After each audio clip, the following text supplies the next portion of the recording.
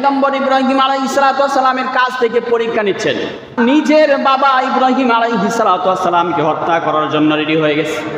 ইব্রাহিম আলাইহিস সালাতু ওয়াস সালাম যখন তার যুক্তি দিয়া বুঝাইতেছিল রব একজন, তার কাছে মাথা নত করবা, দুনিয়ার কোনো রবের কাছে মাথা নত করা যাবে না।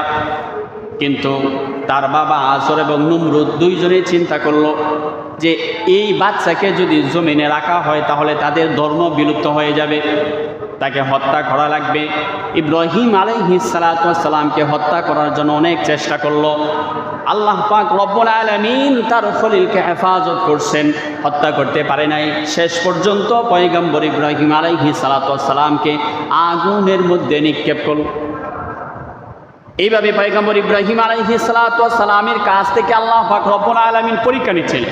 এটা শুধু একদিন আর দুই দিন নয়, দুদিন পর পর ইব্রাহিম আলাইহিস সালাতু ওয়াস সালামের কাছ থেকে আল্লাহ তাআলা পরীক্ষা নিচ্ছেন। নমরুদ ইব্রাহিম আলাইহিস সালাতু ওয়াস সালামকে আগুনে নিক্ষেপ করলো। আল্লাহ তাআলা সরাসরি আগুনকে অর্ডার দিয়েছে, আগুন আমার ইব্রাহিমের জন্য তুমি শান্তির জায়গা হয়ে যাও। আগুন শান্তির জায়গা হয়ে গেল। যে আগুনের অগ্নিকুণ্ডের মধ্যে নিক্ষেপ করলো, ওই জায়গাটাকে আল্লাহ পাক রব্বুল আলামিন ফুলের বাগান বানায়া দেয়।